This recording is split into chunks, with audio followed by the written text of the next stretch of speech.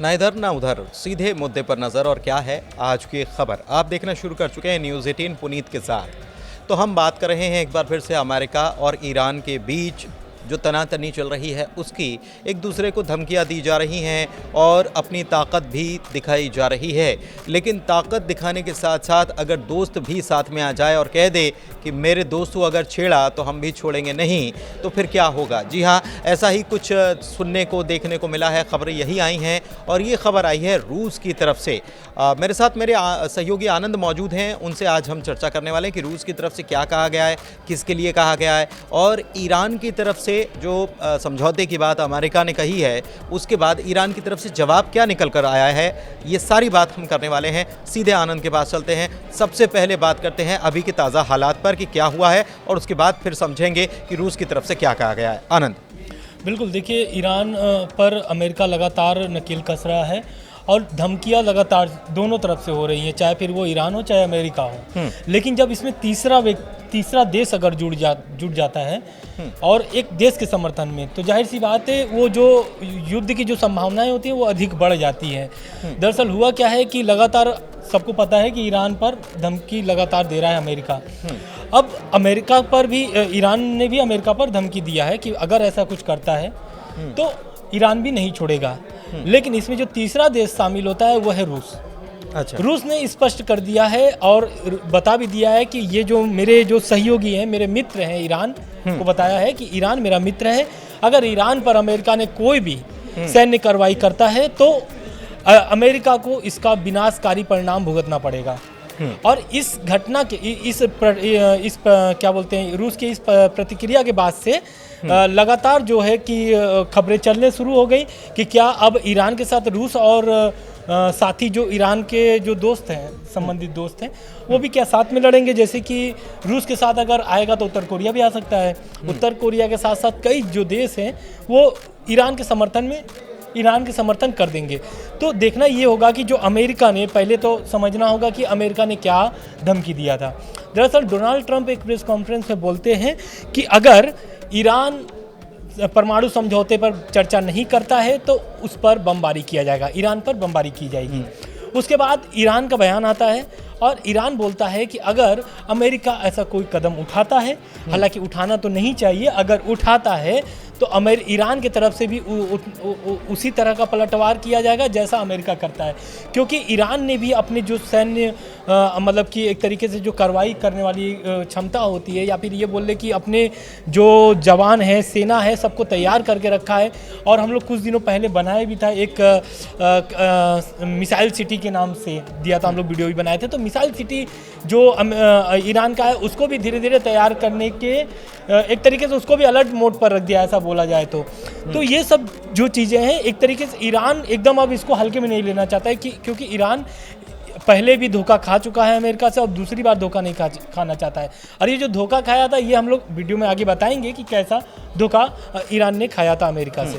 दरअसल अगर ईरान और रूस के संबंधों की अगर बात कर ली जाए तो काफ़ी अगर पहले जाएंगे तो दोनों के बीच में कुछ तलखियाँ और कुछ हमले वगैरह, ये काफ़ी पहले की बात है, वो भी देखने को मिले। लेकिन बाद में जब शीत युद्ध समाप्त हुआ उसके बाद दोनों देशों के बीच बहुत सुधार हुआ है, बहुत व्यापार भी हुआ है। सबसे बड़ी बात यह कि डिफेंस के मामले में ईरान का सबसे बड़ा साझीदार जो है वो रूस है। S-300 मिसाइल सिस्टम जो उसका है, रक्षा प्रणाली जो है वो भी दी है, और तमाम चीज़ें भी दी गई हैं। व्यापारिक दृष्टिकोण से अगर देखा जाए तब भी सारी चीज़ें, और तो और कुछ खुफिया जानकारियाँ भी साझा की जाती हैं। हाल में मसूद पेज़ेश्कियान गए भी थे, रूस, ईरान के राष्ट्रपति वो भी रूस गए थे, वहाँ पर भी और भी समझौते हुए हैं कि और हम प्रगाढ़ दोस्ती करने वाले हैं आने वाले दिनों में। तो ये प्रगाढ़ दोस्ती जो है ये बनी हुई है, और इसीलिए रूस की तरफ से ये कहा जा रहा है कि अगर हमारे साथी को छेड़ा तो हम छोड़ेंगे नहीं, और हमारे साथ में और भी साथी साथ में आ जाएंगे।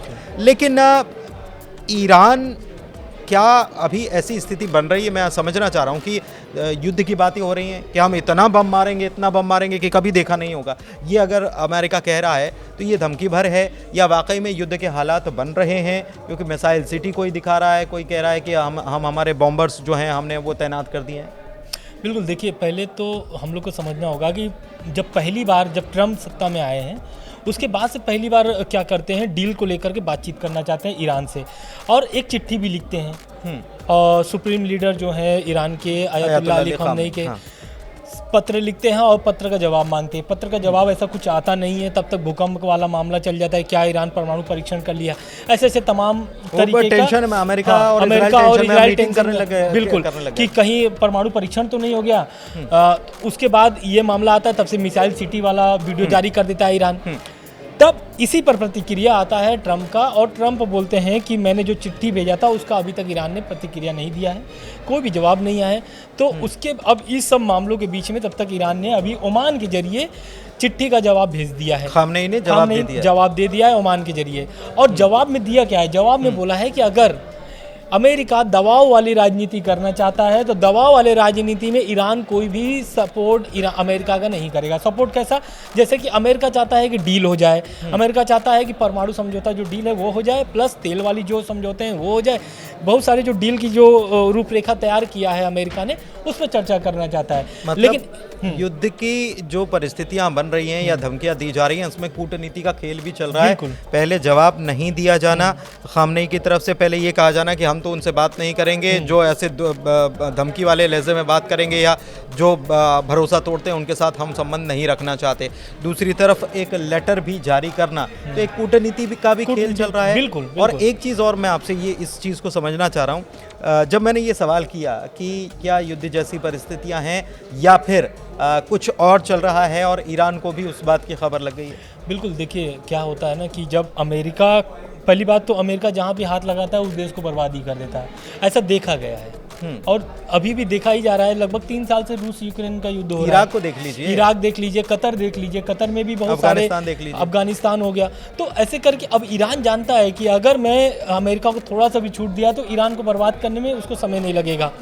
और बर्बाद करने की जो बात है वो पहले भी कर चुका है, उसके बाद धीरे धीरे सुधरती है स्थिति। और ईरान क्या होता है कि अमेरिका की जो दुश्मन देश है उससे संपर्क बनाता है, दोस्ती संबंध को थोड़ा मजबूत करता है। और आज जाकर के अगर रूस सपोर्ट कर रहा है खुले मंच पर आके ईरान का, तो कहीं ना कहीं उसके बहुत मीठे संबंध हैं, तब जाकर के ईरान का सपोर्ट कर रहा है। बहुत लंबा वक्त लगा है। दूसरी बात रह गई अमेरिका और चिट्ठी वाली बात के बाद, तो चिट्ठी वाली बात इसलिए क्योंकि हमेशा ट्रंप क्या करते हैं, पहली बात तो ट्रंप 2016 में आते हैं तो ओबामा वाला जो डील वाला आ रहा था उसको खारिज कर देते, कहते ये तो कोई काम की नहीं, खुद ही हम अलग हो जा रहे हैं, खुद ही अलग हो जाते हैं। लेकिन अब उसी डील को क्यों लेके आना चाहते हैं, क्यों? क्योंकि ये जो डील थी ओबामा वाली, ये ओबामा वाली डील यही थी कि जो ईरान है वो तेल जो बेच रहा है उस पर प्रतिबंध, पहले बात की जो प्रतिबंध लगी थी उसको लेकर के डील आया था कि भाई अगर आप डील कर लेते हो तो आपका जो प्रतिबंध है वो हटा दिया जाएगा। डील में 5 देश शामिल थे, खाली अमेरिका नहीं था उसमें। मुख्य रूप से अमेरिका के बाद अगर था तो कोई देश तो वो था ब्रिटेन। अब ये 5 देश क्या करते हैं कि बातचीत करते हैं, डील की बात होती है, तब तक ओबामा की छुट्टी हो जाती है सत्ता से। लेकिन अब सत्ता में आते हैं कौन? ट्रंप। 2016 में ट्रंप आते हैं, इसको पूरा खारिज कर देते हैं। लेकिन अमेरिका ये नहीं देखता है या ट्रंप ये नहीं देखते हैं कि मेरे साथ साथ 4 देश और थे, क्योंकि उनकी तो बात बिगड़ गई, उनकी जो संबंध थे, उनकी जो बातचीत थी, चर्चा थी, वो तो खत्म हो गई। तो ये सब चीज़ देखते हुए क्या होता है कि ट्रंप फिर से लेके आके आते हैं। और ट्रंप देखिए कहीं ना कहीं ट्रंप भी दबाव में है, इसलिए दबाव दे रहे हैं। ट्रंप को दबाव कैसे मिल रहा है? रूस यूक्रेन युद्ध से। ब्रिटेन और फ्रांस दोनों किसके समर्थन में खड़े हैं?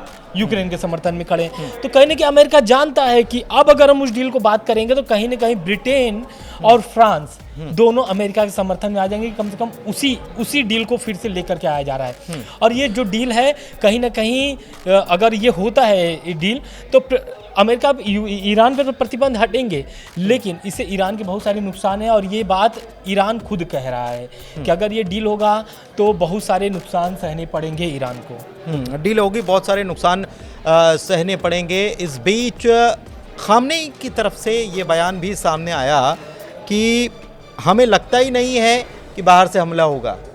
अगर कोई ये कहता है कि बाहर से हमला होगा तो हम इस बात को नहीं मानते। और उन्होंने ये भी कहा है, कह सकते हैं इशारों में उन्होंने कह दिया उन लोगों को या अमेरिका को कि अगर इस मुगालते में जी रहे हो कि हमारे यहाँ आंतरिक रूप से आप कुछ बवाल करवा दोगे या तख्ता पलट करवा दोगे तो उस पर भी नज़र बनी हुई है और ऐसा हो नहीं पाएगा। बिल्कुल आप सही कह रहे हैं, क्योंकि तख्ता पलट वाली जो बात है हम लोग पहले वीडियो में बोल चुके हैं कि ये तक बताएंगे कि क्या पुरानी दुश्मनी रही है।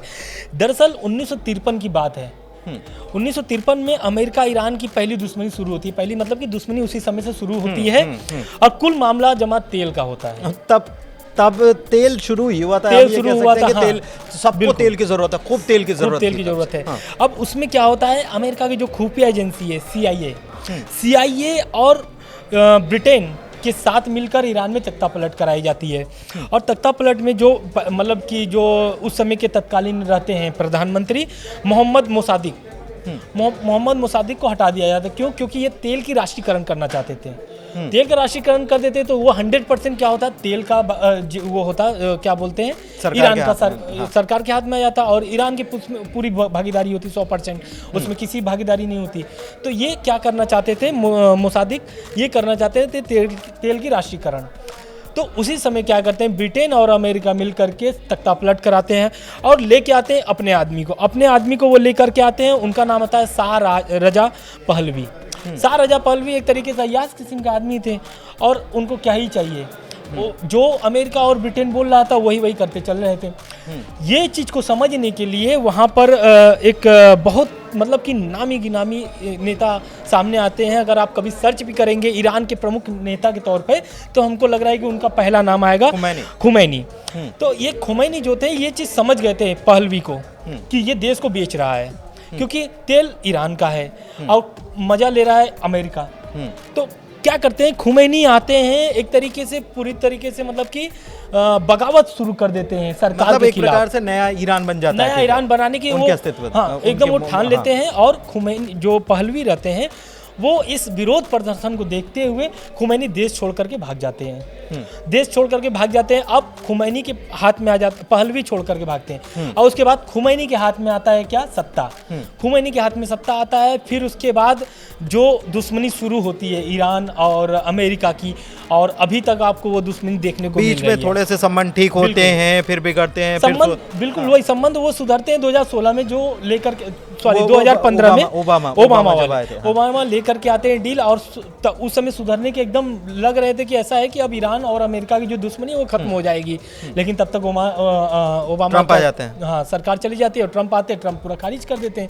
तो पूरा जमा मामला ये तेल वाला दिलचस्प ये है आनंद कि ट्रम्प 2 बार आ चुके हैं और जब भी आते हैं तो आते से ही ऐसा कुछ धमाका करने के मूड में रहते हैं कि बोले अपनी मौजूदगी भी तो दर्ज होना चाहिए। बिल्कुल, अमेरिका से हैं, अमेरिका के राष्ट्रपति हैं, तो हमको समझो तो सही। और हम जब तक हाँ ना बोलेंगे या ना बोलेंगे तब तक कुछ हो ना पाएगा। तो ये एक मैसेज पहुंचाने की कोशिश ट्रम्प हमेशा से करते हुए आए हैं। बाकी अमेरिकी राष्ट्रपतियों से इतर उन्होंने एक नई लाइन लिखने की कोशिश वो हमेशा से करते हुए नजर आए हैं। एक चीज़ और है कि अगर युद्ध के हालात बनते हैं तो अगर मैं गलत नहीं हूँ 7 मुस्लिम देश हैं जो अमेरिका के साथ खड़े हुए हैं। और अमेरिका मतलब ईरान के आसपास अगर मिडिल ईस्ट में देखें तो उनके हवाई अड्डे और बहुत सारी सैन्य सहायता वहाँ बिल्कुल। अब ईरान हो गया, कतर हो गया, सऊदी अरब हो गया, लगभग मिडिल ईस्ट में बहुत सारे एयरबेस हैं अमेरिका के। और अगर युद्ध के हालात बनते हैं, अगर ऐसा होता है कि युद्ध होगा अमेरिका और ईरान के बीच, तो पहले ईरान जो है ना कमर तोड़ेगा अमेरिका का, तो वो एयरबेस से तोड़ेगा। क्योंकि मिडिल ईस्ट में अमेरिका के बहुत सारे एयरबेस हैं और अगर अमेरिका ईरान पर हमला शुरू करेगा तो एयरबेस से ही शुरू करेगा, क्योंकि डायरेक्ट अमेरिका से आने में तब तक तो सब लीक हो जाएंगी बातें। अगर एयरबेस से हमला शुरू करता है ईरान के ऊपर, तो जाहिर सी बात है ईरान भी उसी टाइप से अपनी तैयारी बांध करके चल रहा है कि अगर अमेरिका हमला करता है तो पहले सभी एयरबेस को बर्बाद करेगा, मतलब वो टारगेट करके रखा। लेकिन इस बीच दिलचस्प बात यह है कि एक खबर और आई कि अमेरिका ने इन एयरबेस की जगह पर हिंद महासागर में डिएगो गार्सिया एयरबेस, बिल्कुल हाँ, और वो है ईरान से 4700 किलोमीटर दूर, और वहां से तैयारी शुरू कर दी है। उनके स्टेल्थ बॉम्बर्स जो हैं, B-2 स्टेल्थ बॉम्बर्स जो हैं वहाँ से, इसीलिए क्योंकि ये बैलिस्टिक मिसाइल की जद में नहीं आता, 4700 किलोमीटर बैलिस्टिक मिसाइल की जद में नहीं आता, तो ये तैयारियां वहाँ पर शुरू कर दी गई हैं। तो उससे एक स्थिति और बनती है। लेकिन अभी हाल में ईरान की तरफ से मिलिट्री एक्सरसाइज हुई थी, अभी एक 25 तारीख को ही, और इसके पहले आपको याद होगा हमने बात की थी कि चाइना और रूस के साथ मिलकर भी इन्होंने अरब खाड़ी में हुई थी और तीनों देश करके मिल करके सैन्य अभ्यास भी किया किए थे। बिल्कुल। तो सैन्य अभ्यास किया, सैन्य अभ्यास से ताकत भी दिखा दी और ये भी समझा दिया कि अगर आप सत्ता पलट की बात मैं कह रहा था, क्या अमेरिका ये कोशिश, क्योंकि ट्रंप ये कह चुके हैं कि हमको युद्ध नहीं लड़ना, हम चाहते हैं कि बातचीत से मामला सॉल्व हो जाए, क्योंकि ये भी खबर आई थी कि नेतन्याहू ने कहा था कि आप बोलो, हमने उनके परमाणु जो सेंटर्स हैं वो टारगेट करके रखे, हम हमला कर देते हैं, हथियार दे दो, बस हमको मिसाइलें चाहिए इतनी दूर तक मार करने वाली। बिल्कुल आप इसी बात पर लेकर के ईरान का भी बयान है। ईरान बोलता है कि अमेरिका हमें मजबूर कर रहा है कि मैं परमाणु बम बना लूँ। और ये ईरान के जो है नेता हैं, उन्होंने बोला है कि अगर अमेरिका का लगातार इसी तरह दबाव बनता रह गया और इसी तरह दबाव की राजनीति अगर अमेरिका करता रह गया तो मुझे मजबूरी में ही परमाणु बम बनाने की योजना बनानी पड़ेगी। एक मतलब ऐसा प्रतिक्रिया है कि वो तो पहले ही बोलता है कि हम परमाणु बम नहीं बना रहे हैं, लेकिन अगर ईरान को मजबूर किया जा रहा है तो परमाणु बम बनाने में इसको कोई देरी नहीं लगेगी। लेकिन एक चीज़ और कि रूस ने कह दिया कि भाई हम साथ में खड़े हुए हैं और अगर हमारे दोस्त की तरफ देखोगे तो हम भी छोड़ेंगे नहीं। चीन की तरफ से बयान नहीं आया। मैं इसलिए कह रहा हूँ क्योंकि टैरिफ वॉर को लेकर के चीन पहले से ही गुस्से में नाराज़ बैठा हुआ है और चीन ने यह भी कह दिया था आनंद कि आप टैरिफ वॉर छेड़ लो या कोई भी वॉर छेड़ लो, फिर हम उसके लिए तैयार हैं। तो क्या बीते दिनों चूंकि मिलिट्री एक्सरसाइज इन्होंने की है, तो उसके बाद क्या ये हम मान सकते हैं कि चीन भी साथ में आके खड़ा हो सकता है ईरान?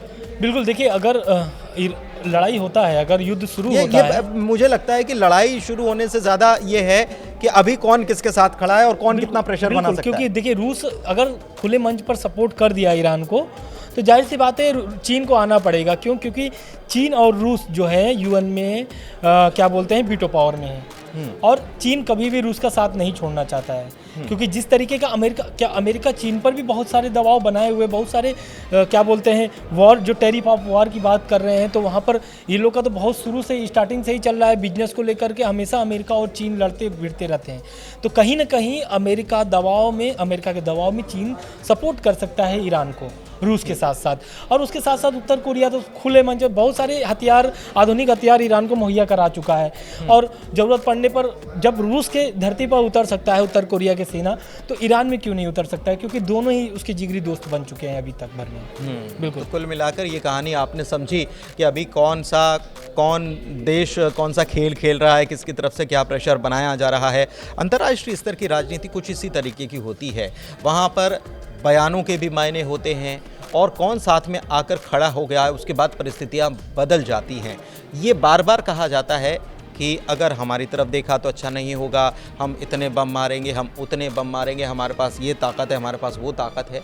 लेकिन इतना आसान नहीं होता किसी भी वॉर को छेड़ना, क्योंकि वॉर से ज़्यादा ट्रेड इम्पॉर्टेंट है, ट्रेड ज़रूरी है, व्यापार ज़रूरी है। बार बार हम ये कहते हैं कि दुनिया व्यापार से चलती है, वॉर से नहीं चलती है। खैर, इस वीडियो में फ़िलहाल के लिए बस इतना ही। चर्चा कैसी लगी बताइएगा ज़रूर कमेंट करके। साथ ही में आपको वीडियो अच्छा लगा तो अपने लोगों के साथ, साथियों के साथ शेयर ज़रूर कीजिए। हमारे चैनल को सब्सक्राइब कीजिए और ख़बरों पर नज़र बनाए रखने के लिए न्यूज़ 18 मध्य प्रदेश छत्तीसगढ़ देखते रहिए। धन्यवाद।